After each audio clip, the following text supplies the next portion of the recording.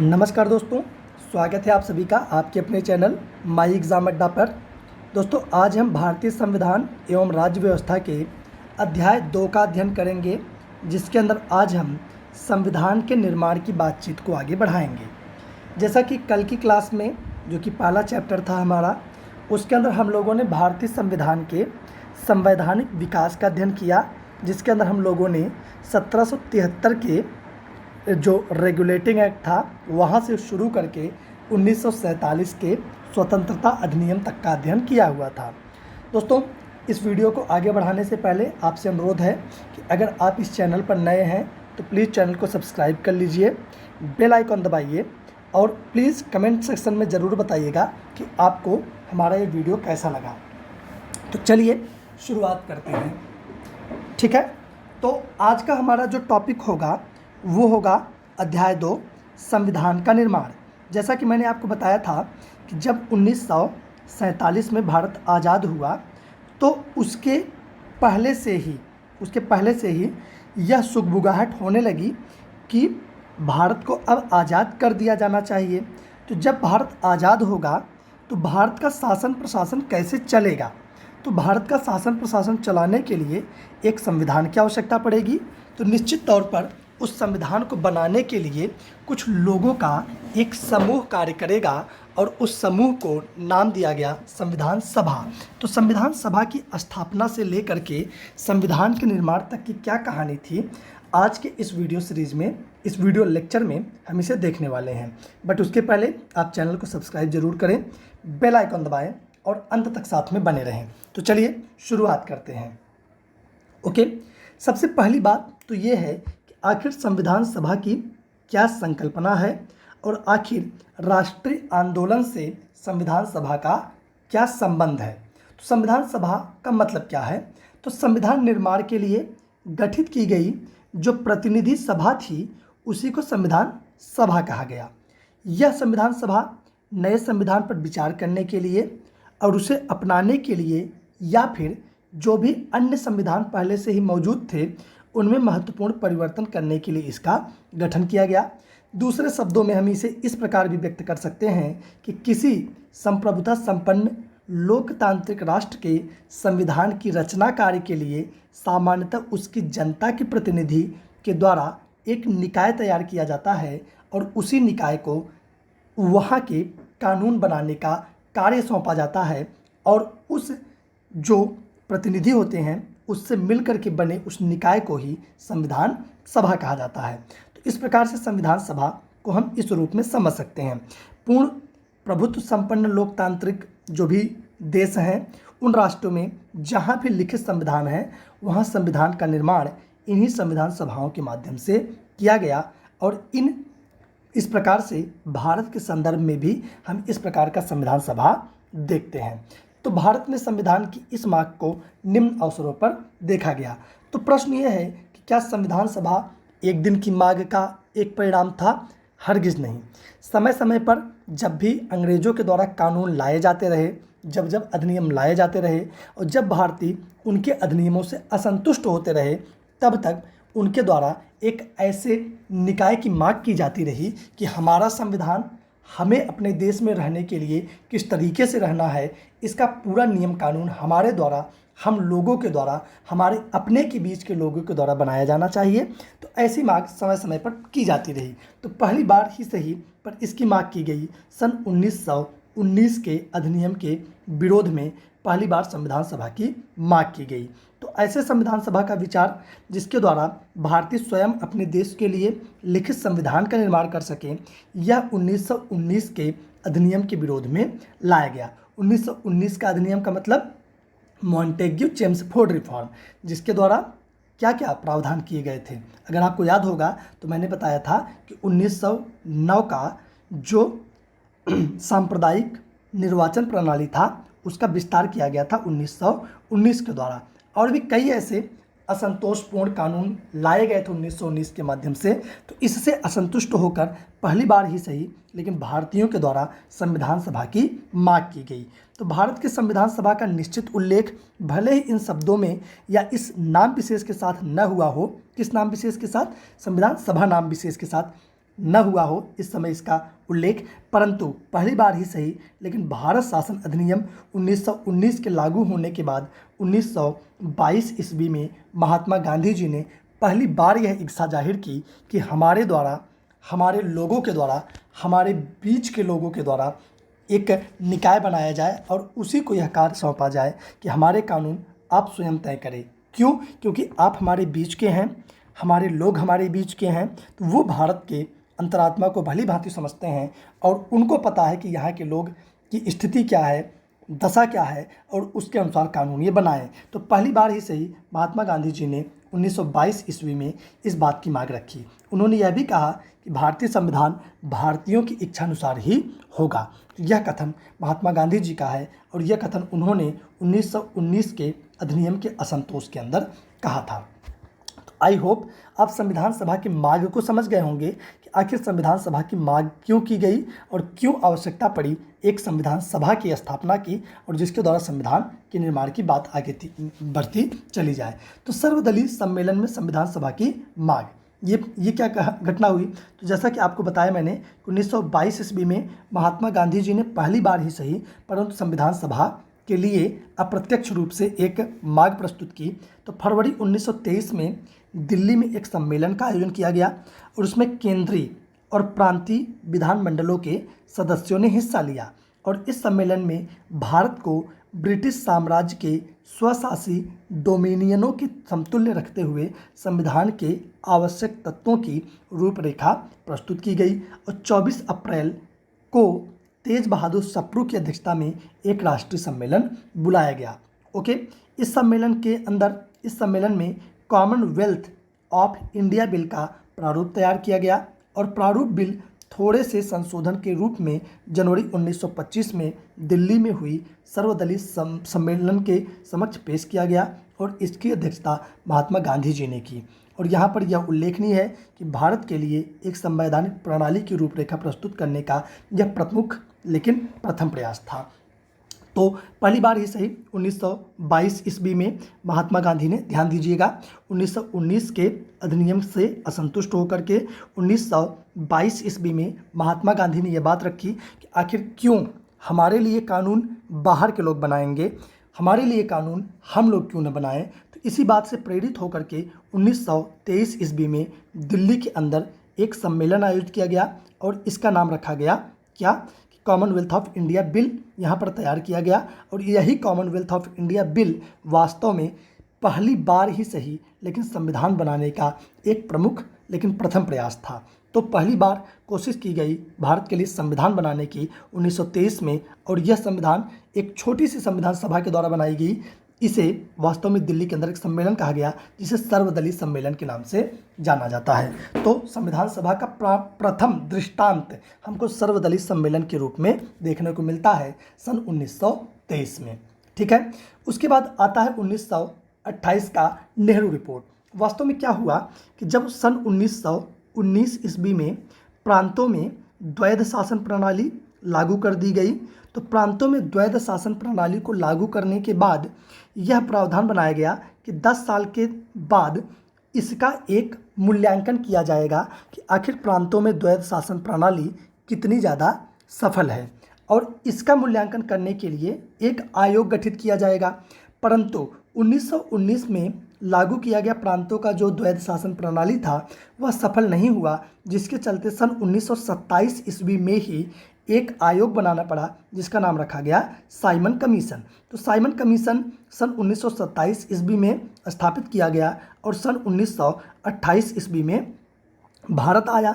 तो जब भारत आया साइमन कमीशन, तो साइमन कमीशन को पूरी तरीके से भारत में बहिष्कृत किया गया और जब बहिष्कृत किया गया तो इंग्लैंड के राजा ने, इंग्लैंड की सरकार ने भारतीयों को यह चेतावनी दी कि अगर आप साइमन कमीशन के अंदर किए गए प्रावधानों को नहीं मानते हैं तो आप ही बना कर दीजिए कि आपके लिए किस प्रकार का संविधान होना चाहिए। क्या आपके पास यह इतनी क्षमता है कि आप अपने लिए एक कानून बना सकें? तो बिल्कुल उस चैलेंज को स्वीकार करते हुए श्रीमान मोतीलाल नेहरू जी ने पहली बार, मतलब दूसरी बार, वास्तव में पहली बार तो 1923 में भारतीयों के लिए संविधान बनाने का प्रथम प्रयास किया गया, दूसरी बार साइमन कमीशन के जवाब में सन 1928 में मोतीलाल नेहरू जी ने अपना एक रिपोर्ट पेश किया जिसे नाम दिया गया नेहरू रिपोर्ट। क्या नाम दिया गया?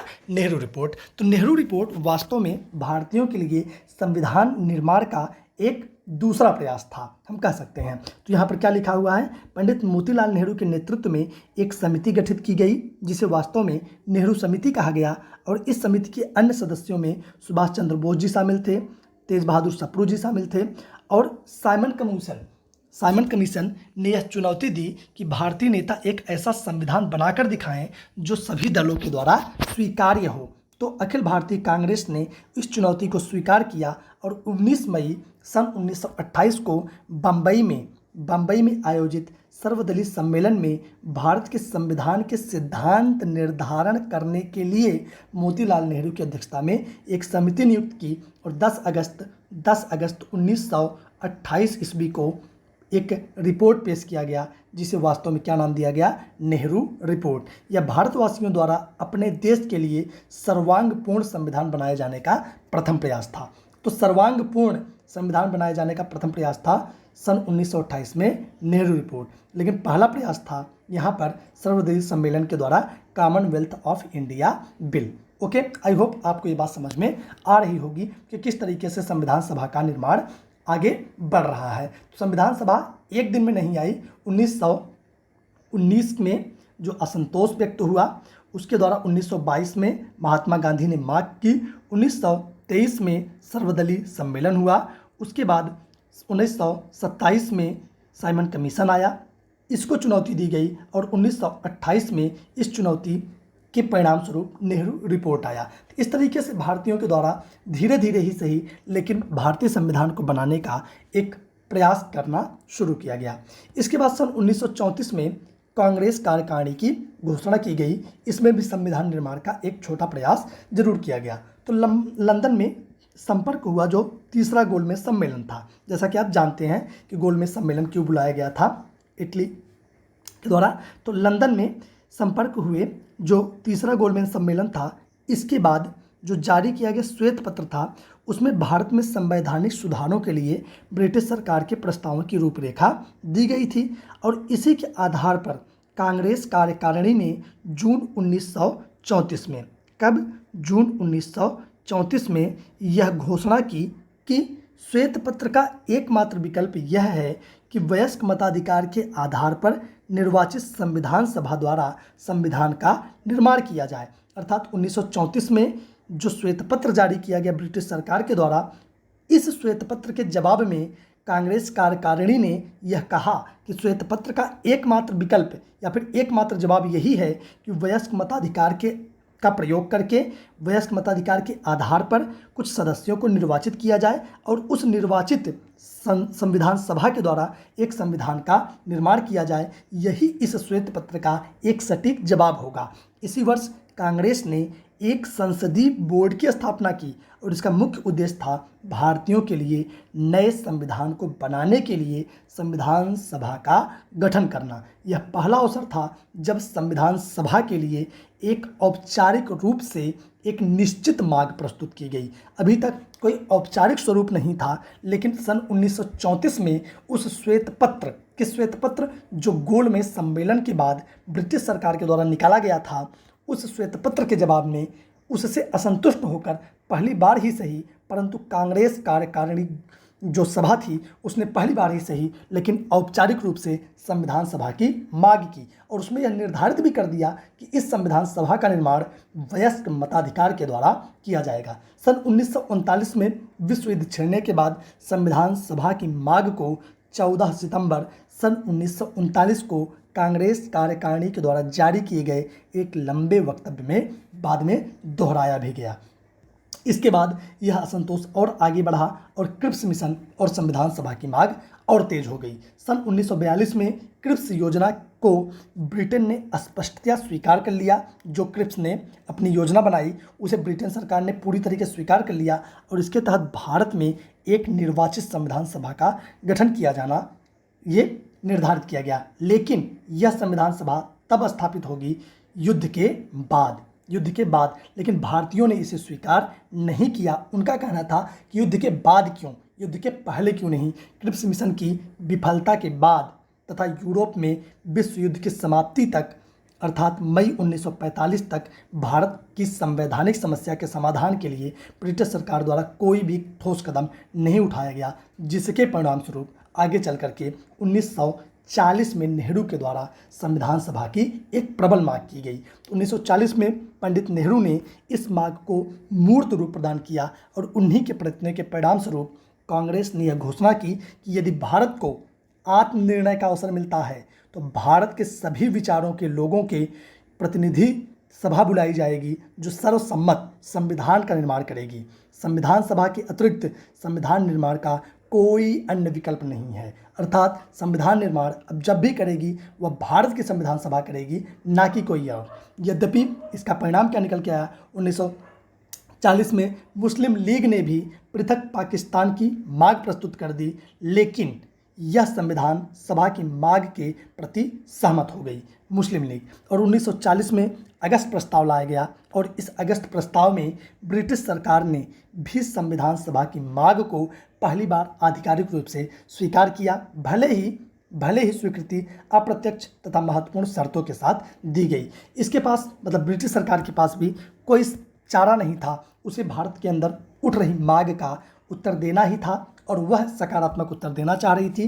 क्यों? क्योंकि इस समय ब्रिटेन के ऊपर अंतर्राष्ट्रीय स्तर पर बहुत ही ज़्यादा प्रेशर पड़ रहा था। तो इस तरीके से भारत के अंदर संविधान सभा की मांग को बल दिया गया। एक बार वापस से दोहरान करना चाहूँगा तेजी के साथ, 1919 के अधिनियम के विरोध के स्वरूप 1922 में महात्मा गांधी जी ने पहली बार संविधान सभा का एक अप्रत्यक्ष मांग प्रस्तुत किया, जिसके परिणाम स्वरूप 1923 में एक सर्वदलीय सम्मेलन हुआ और इसके द्वारा कॉमनवेल्थ ऑफ इंडिया बिल तैयार किया गया, जिसे पहली बार ही सही परंतु संविधान निर्माण का संवैधानिक प्रणाली की रूपरेखा तैयार करने का प्रथम प्रयास माना गया। उसके बाद साइमन कमीशन आता है 1928 में। इसकी चुनौती से प्रेरित होकर के कांग्रेस ने 1928 में मोतीलाल नेहरू की अध्यक्षता में नेहरू समिति बनाई और मोतीलाल नेहरू जी के द्वारा एक रिपोर्ट पेश की गई, जिसे नेहरू रिपोर्ट कहा गया और 1934 में कांग्रेस कार्यकारिणी घोषणा के अंदर भी संविधान सभा के लिए एक प्रबल मांग उठाई गई। और फिर क्रिप्स मिशन की असफलता के बाद 1942 में क्रिप्स मिशन की असफलता के बाद 1940 में एक प्रबल मांग उठाई गई भारत के अंदर संविधान सभा के निर्माण की। अब इसे मांग को मानते हुए कैबिनेट मिशन और संविधान सभा की मांग सामने आई और जुलाई 1945 में इंग्लैंड में लेबर पार्टी की सरकार सत्ता में आई। तब 19 सितंबर 1945 को वायसराय लॉर्ड वेवेल ने भारत के संबंध में सरकार की नीति की घोषणा की तथा यथाशीघ्र संविधान निर्माण निकाय का गठन करने के लिए महामहिम की सरकार के इरादे की पुष्टि की। अर्थात लेबर पार्टी ने इस बात को मान लिया कि भारत के अंदर संविधान के निर्माण के लिए संविधान सभा की स्थापना की जाएगी। ठीक है, तो इसके लिए इस उद्देश्य की प्राप्ति के लिए एक मिशन को भारत भेजा गया और इस मिशन को कैबिनेट मिशन कहा गया। 1946 के कैबिनेट मिशन की योजना में भारतीय संविधान सभा के प्रस्ताव को स्वीकार किया गया और इसे व्यवहारिक रूप भी प्रदान किया गया। मिशन का विचार था कि वर्तमान परिस्थितियों में वयस्क मताधिकार के माध्यम से संविधान सभा का गठन असंभव है। क्यों? क्योंकि जितना खींचातानी है भारत और पाकिस्तान के बीच में, भारत और पाकिस्तान की मांग की, उस अवस्था में वयस्क मताधिकार का प्रयोग करके संविधान सभा का गठन असंभव है। अतः इसके लिए प्रांतीय विधानसभाओं का निर्वाचनकारी संस्थाओं के रूप में प्रयोग किया जाए तथा यही ज़्यादा व्यवहारिक होगा। उस समय परिस्थितियों में मिशन ने इसे सर्वाधिक न्यायोचित तथा व्यवहार योजना बताया। साथ ही साथ यह भी सिफारिश की कि संविधान निर्माण निकाय में प्रांतों का प्रतिनिधित्व जनता के आधार पर हो और कैबिनेट मिशन ने संविधान सभा के गठन के संबंध में कुछ प्रस्ताव पारित किए। क्या क्या प्रस्ताव रखे, आइए उन पर प्रकाश डालते हैं। तो कैबिनेट मिशन ने क्या क्या प्रस्ताव रखे कि किस प्रकार का संविधान सभा बनेगा। तो संविधान सभा में कुल 389 सदस्य होंगे और इनमें कुल 296 प्रांत से होंगे तथा 93 भारतीय रियासतों से ये आएंगे। ठीक है, भारतीय रियासतों से आएंगे। ओके, इसके बाद संविधान सभा में संविधान सभा में, एक मिनट रुक जाइए ज़रा सा। ओके, तो पहली बात यहाँ पर क्या प्रावधान किया गया कैबिनेट मिशन के द्वारा, मैं जो याद करने की कोशिश कर रहा था वो ये था कि यहाँ पर एक सीधा सा सवाल ये भी पूछा जाता है कि आखिर कैबिनेट मिशन में कौन कौन शामिल था। ये प्रश्न आता है, कई बार पूछा गया है। तो कैबिनेट मिशन में 3 लोग शामिल थे। एक थे पैथिक लॉरेंस, एक थे स्टेफोर्ड क्रिप्स और एक थे A.V. अलेक्जेंडर। तो मैं लिख देता हूँ, एक थे पैथिक लॉरेंस, दूसरे थे स्टेफर्ड क्रिप्स, ठीक है, और तीसरे थे A.V. अलेक्जेंडर, ठीक है। तो इतने लोग शामिल थे कैबिनेट मिशन के अंदर। तो कैबिनेट मिशन ने जो संविधान सभा के लिए गठन के लिए प्रश्न सिफारिशें की, वो सिफारिशें देख लेते हैं। तो संविधान सभा में कुल 389 सदस्य होंगे। इनमें 296 प्रांतों से होंगे और 93 भारतीय रियासतों से होंगे, देशी रियासतों से जिसे हम कहते हैं, ठीक है। संविधान सभा में प्रांतों को उनकी जनसंख्या के अनुपात में स्थान दिया जाएगा। प्रत्येक 10 लाख जनसंख्या पर एक सदस्य निर्वाचित होगा। प्रांतों की एक इस प्रकार निर्धारित सीटें प्रांतों में निवास करने वाली प्रमुख जातियों के में वितरित कर दी जाएंगी और प्रत्येक जाति के लिए अपने प्रतिनिधि चुने जाएंगे। देशी रियासतों के प्रतिनिधि भी संविधान सभा में शामिल होंगे और 10 लाख की जनसंख्या पर एक प्रतिनिधि होगा, लेकिन उनके चुनने की विधि का निर्णय शासकों के परामर्श से किया जाएगा। देशी रियासतों से भी यही प्रावधान था। ओके, कैबिनेट मिशन ने संविधान के लिए बुनियादी ढांचे का प्रारूप पेश किया तथा संविधान निर्माण निकाय के द्वारा अपनाई जाने वाली प्रक्रिया के लिए विस्तार के साथ इसका निर्धारण किया। तो इन प्रावधानों के साथ कैबिनेट मिशन ने अपना प्रस्ताव पेश किया कि इस तरीके से संविधान की सभा का निर्माण किया जाएगा, ठीक है। ओके, तो आपको एक चीज़ मैं और भी बता दूं, जो 389 सदस्य होने वाले थे, इनमें 296 प्रांतों से होते और 296 प्रांतों से होते और 93 भारतीय देशी रियासतों से। अब इसमें भी जो 296 होने वाले थे ना, इनमें भी 2 थे। एक 292 निर्वाचित सदस्य होते और 4 जो होते ये होते चीफ कमिश्नरी प्रांतों से। तो 4 चीफ कमिश्नरी प्रांत उस समय थे। कौन कौन से? दिल्ली, अजमेर मेरवाड़ा, कुर्ग और बलूचिस्तान। तो यहाँ पर कभी कभी प्रश्न पूछा जाता है कि संविधान सभा में जो 4 सदस्य चीफ कमिश्नरी प्रांतों से थे, उन चीफ कमिश्नरी प्रांतों का नाम क्या है? तो 4 चीफ कमिश्नरी प्रांत थे। एक था दिल्ली, एक अजमेर मेरवाड़ा, एक कुर्ग और एक बलूचिस्तान। ओके, अब आगे चल करके अंतरिम सरकार की गठन हुई।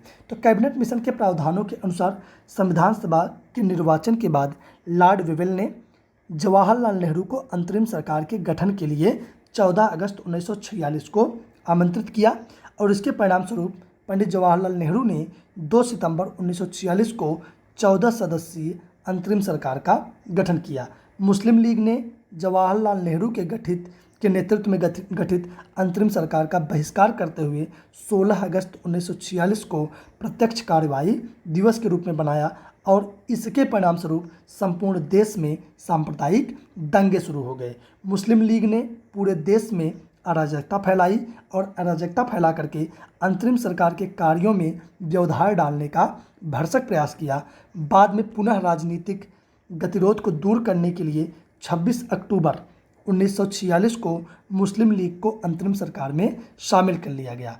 लीग के नेताओं ने अंतरिम सरकार में अधिकार तो ले लिया, लेकिन उत्तरदायित्व नहीं लिया और अंतरिम सरकार में शामिल होने के बावजूद मुस्लिम लीग ने संविधान सभा में शामिल होने से इनकार कर दिया। लेकिन जब मुस्लिम लीग की अनुपस्थिति में ही 11 दिसंबर 1946 ईस्वी में डॉक्टर राजेंद्र प्रसाद जी को अध्यक्ष बनाते हुए संविधान सभा का गठन कर दिया गया। तब क्या हुआ? तब मुस्लिम लीग ने इस संविधान सभा का विरोध किया और अपने पाकिस्तान की मांग को और भी तेज रूप प्रदान किया। तो कुल मिलाजुलाकर क्या रही अंतरिम सरकार के गठन की कहानी? अंतरिम सरकार के गठन की कहानी यही रही कि जब कैबिनेट मिशन ने अपना पूरा प्रावधान प्रस्तुत कर दिया तो उसके बाद लॉर्ड वेवेल ने जवाहरलाल नेहरू को सरकार बनाने के लिए आमंत्रित किया 14 अगस्त 1946 को। इसके परिणामस्वरूप 2 सितंबर 1946 को 14 सदस्यों के साथ इन्होंने अंतरिम सरकार को बना लिया, लेकिन मुस्लिम लीग ने इसका बहिष्कार किया और 16 अगस्त 1946 को इन्होंने वास्तव में क्या कर दिया, प्रत्यक्ष कार्रवाई दिवस मनाते हुए संपूर्ण देश में सांप्रदायिक दंगे शुरू किए।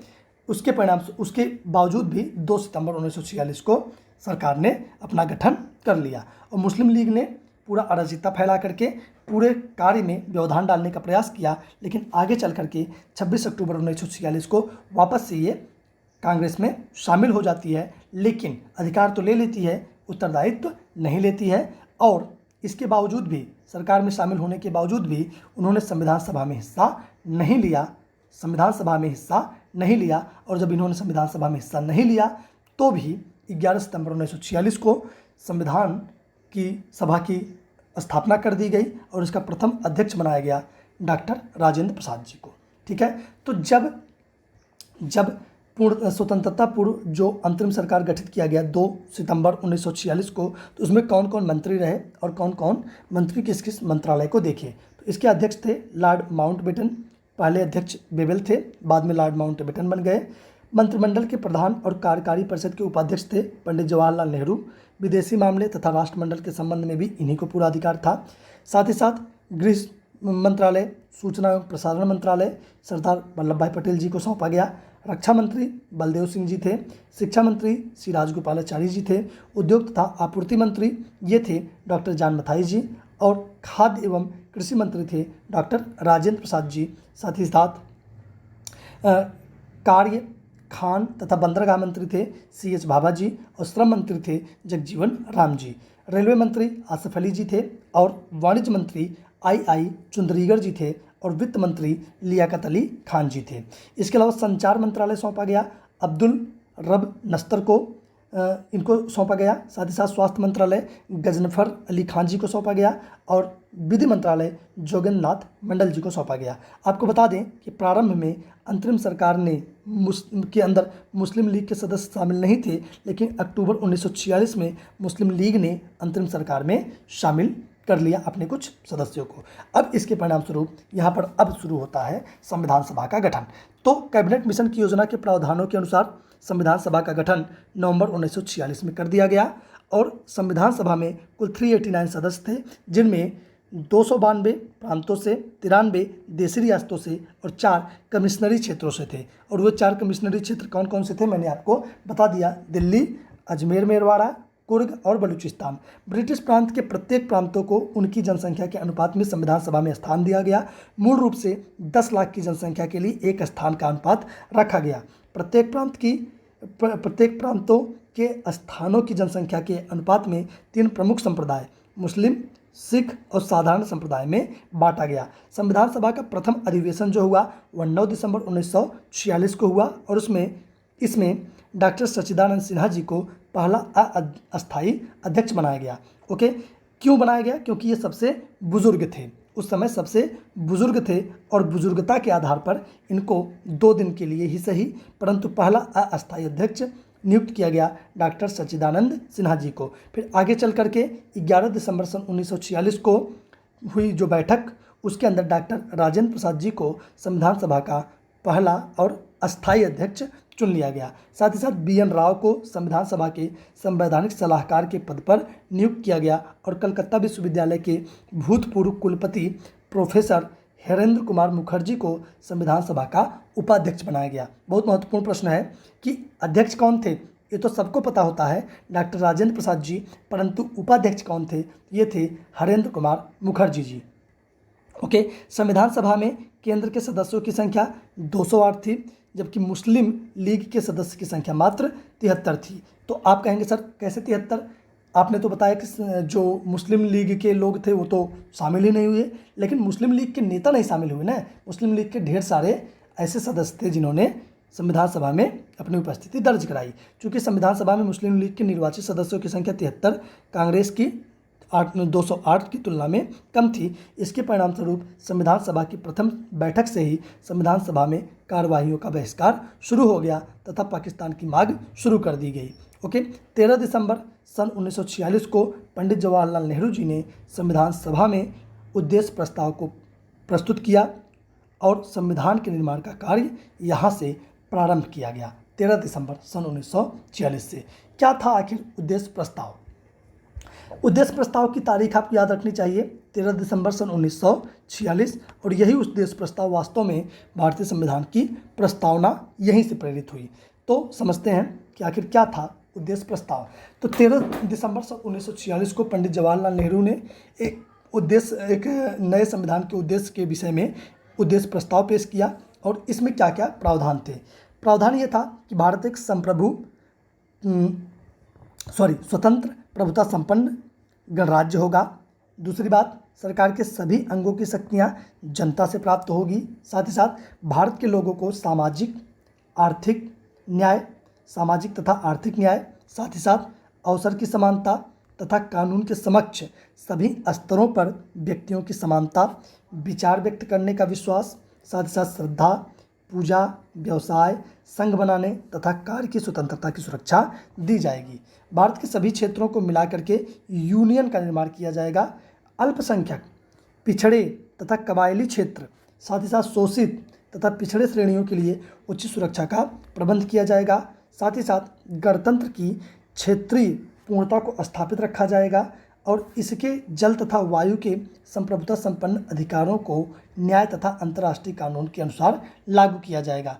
उद्देश्य प्रस्ताव को संविधान सभा में 22 जनवरी 1947 को स्वीकार कर लिया गया, और स्वतंत्र भारत के संविधान की प्रस्तावना भी इन्हीं उद्देश्यों पर आधारित थी। आखिर उद्देश्य प्रस्ताव का उद्देश्य क्या था?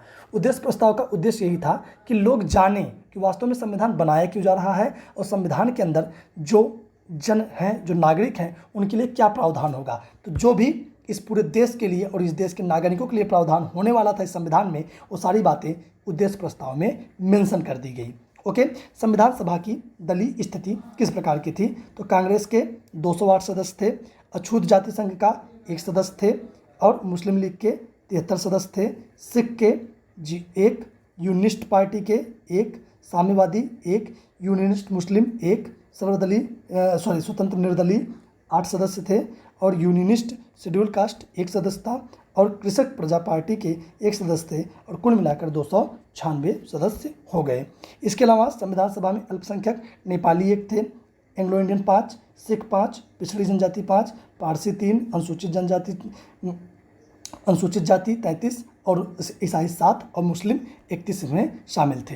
कार्यकारी परिषद के अध्यक्ष माउंटबेटन, इनको सिर्फ 15 अगस्त 1947 से 20 जून 1948 तक ही ये अध्यक्ष के पद पर थे, और इसके पश्चात कार्यकारी परिषद के अध्यक्ष चक्रवर्ती राजगोपालाचारी हो गए, जिन्हें स्वतंत्र भारत का पहला वायसराय कहा गया। ओके, संविधान सभा में महिला सदस्य कौन कौन थी? तो सरोजिनी नायडू जी थी, दुर्गाबाई देशमुख थी, सुचेता कृपलानी, विजयलक्ष्मी पंडित, राजकुमारी अमृत कौर, अंबु स्वामीनाथन, मालती चौधरी, लीला राय, रक्षायनी वेलायुयन, और कमला चौधरी, पूर्णिमा बनर्जी, और हंसा मेहता, ये संविधान सभा में महिला सदस्य थी। ओके, संविधान सभा का पुनर्गठन कब किया गया? तो भारत विभाजन योजना के निश्चित होने के पश्चात भारत और पाकिस्तान को अलग अलग पृथक संविधान बनाना था।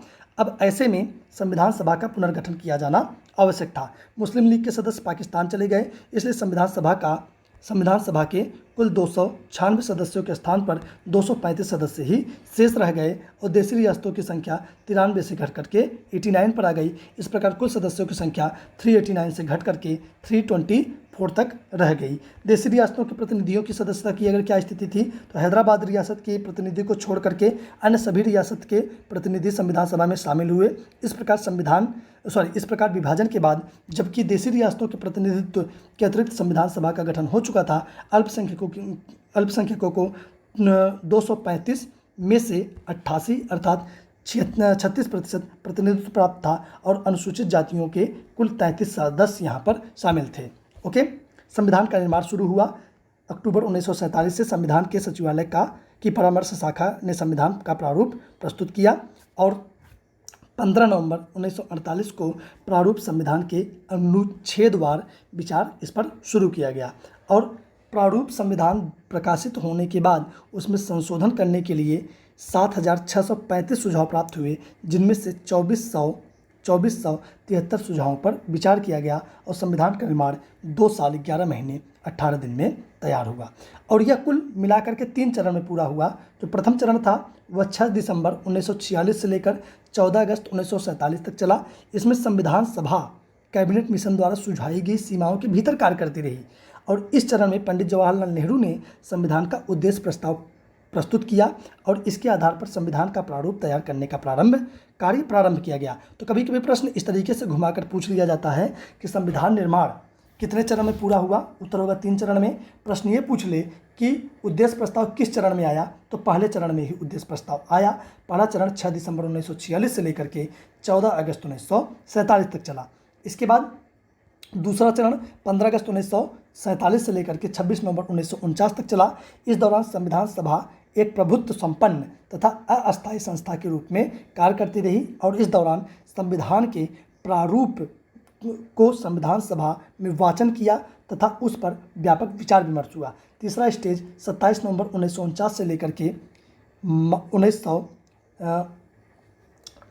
27 नवंबर 1949 से लेकर के मार्च 1952 तक चला। इस दौरान संविधान सभा तब तक अस्थायी संसद के रूप में कार्य करती रही जब तक कि आम चुनाव नहीं हो जाते। ओके, आम चुनाव होने के पश्चात जो निर्वाचित प्रतिनिधि होंगे उनसे संविधान का निर्माण होगा और वहाँ से तब संविधान सभा का विघटन होगा। ओके, तो यहाँ पर लिखा गया है कि जब तक भारत में आम चुनाव के पश्चात निर्वाचित प्रतिनिधि नहीं चुने गए, वह नई संसद का निर्माण नहीं हुआ, तब तक तीसरा चरण संविधान सभा का चला। संविधान निर्माताओं ने लगभग 60 देशों के संविधान का अवलोकन किया और इसके कुल 114 दिनों तक इनके प्रारूपों पर विचार चला। संविधान सभा का सभापति कौन था? तो 7 दिसंबर 1946 को पहली बार समवेत हुई संविधान सभा का सभापतित्व अस्थायी रूप से सत्यनारायण सिन्हा जी को सौंपा गया और संविधान सभा के सदस्यों के द्वारा 11 दिसंबर 1946 को डॉक्टर राजेंद्र प्रसाद जी को अस्थायी सभापति के रूप में चुना गया। संविधान सभा की विभिन्न समितियां भी थीं। तो समितियां संविधान को बनाने के लिए संविधान सभा को विभिन्न समितियों में बांटा गया था और इन समितियों की संख्या टोटल 13 थी। इन समितियों ने अगस्त 1947 तक अपनी अपनी रिपोर्ट भेजी तथा उन रिपोर्टों के आधार पर ही संविधान सभा ने उस पर विचार किया और संविधान का निर्माण किया। आखिर इन समितियों का उद्देश्य क्या था? उद्देश्य यही था कि अगर 13 समितियां थीं तो 13 क्षेत्रों को अलग अलग बांट करके कार्य को आसान तथा व्यापक बनाया गया। Doctor VN. राव ने संविधान सभा के द्वारा किए गए निर्णय के आधार पर संविधान का पहला प्रारूप तैयार किया और इसे तैयार करने में सर वी.एन. राव ने लगभग 3 महीने का समय लगाया। संविधान के प्रथम प्रारूप में 243 अनुच्छेद और 13 अनुसूचियाँ थी।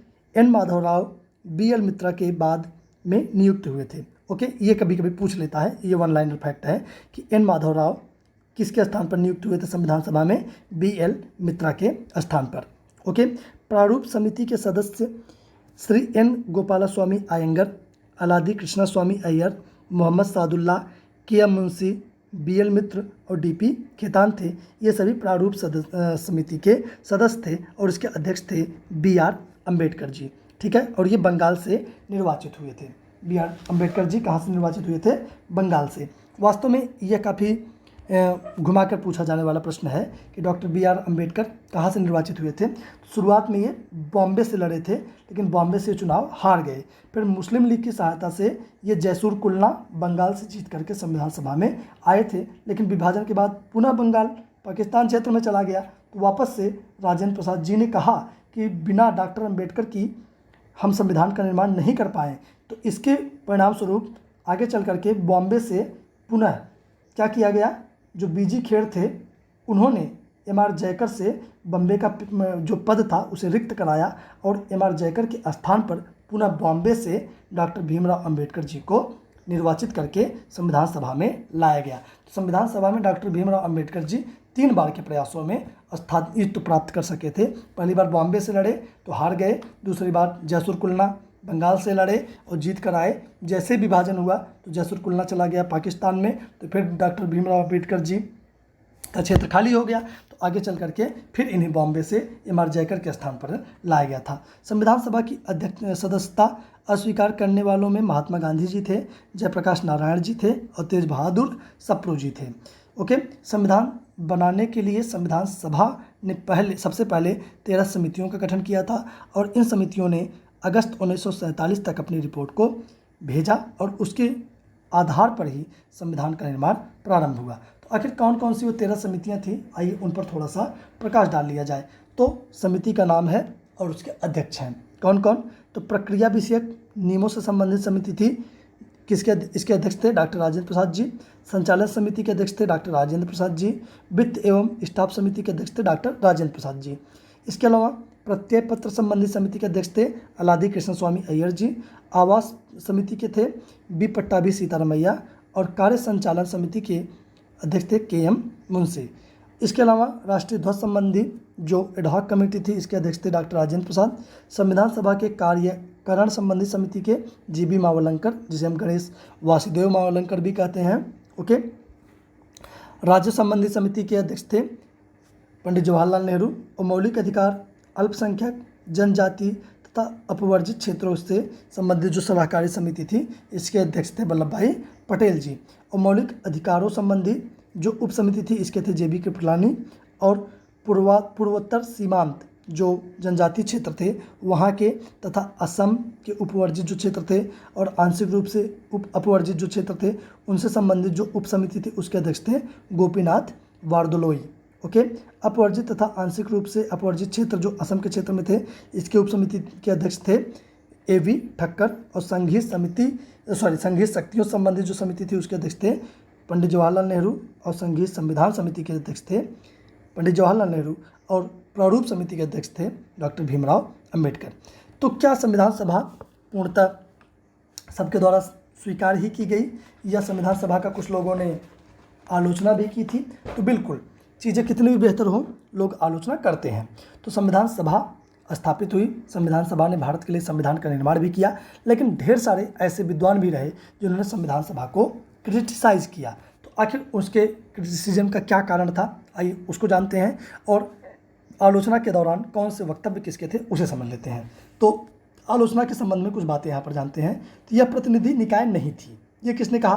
तो आलोचकों ने दलील दी कि संविधान सभा प्रतिनिधि सभा नहीं थी। क्यों? क्योंकि इसके सदस्यों का चुनाव भारत के लोगों के द्वारा वयस्क मताधिकार के आधार पर थोड़ी न किया गया था, तो इसलिए यह एक प्रतिनिधि निकाय नहीं थी।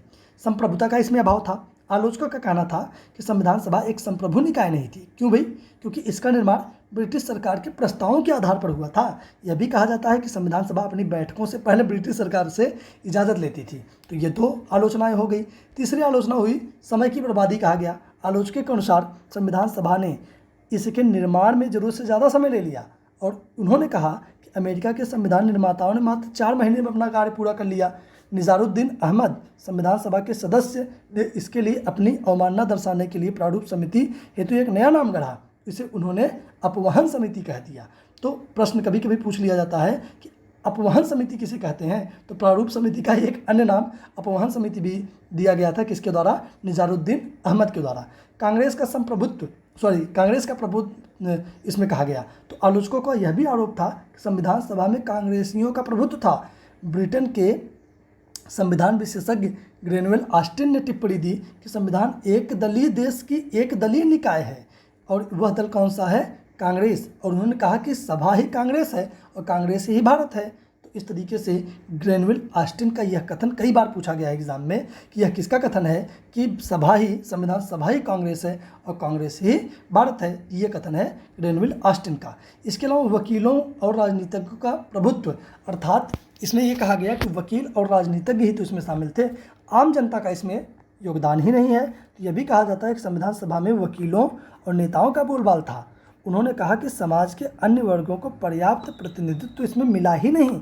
इसके अनुसार संविधान के आकार और उसकी जटिल भाषा के पीछे भी यही मुख्य कारण है। इसीलिए संविधान को आज पढ़ाना पड़ता है।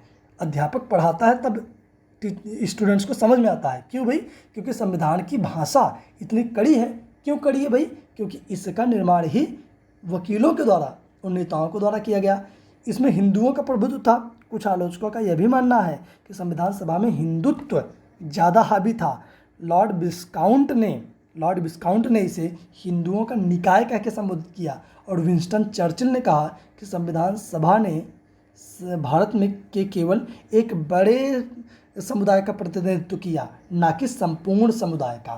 तो इस तरीके से भारतीय संविधान सभा के निर्माण में क्या क्या प्रोविज़न थे, संविधान सभा ने किस तरीके से संविधान का निर्माण किया, समझ में आया होगा आपको। आई होप ये वीडियो लेक्चर आपको पसंद आया होगा। तो प्लीज़ चैनल को सब्सक्राइब कर लीजिए, शेयर कीजिए, लाइक कीजिए और कमेंट करके ज़रूर बताएं आज का वीडियो आपको कैसा लगा। और इस वीडियो के PDF को प्राप्त करने के लिए आप हमारे टेलीग्राम चैनल माई एग्ज़ाम अड्डा ऑफिशियल को सर्च करें या फिर डिस्क्रिप्शन में मैंने अपने टेलीग्राम चैनल का लिंक डाल रखा है, तो प्लीज़ वहाँ से जाकर के आप डाउनलोड कर सकते हैं। बहुत बहुत धन्यवाद आप सभी का।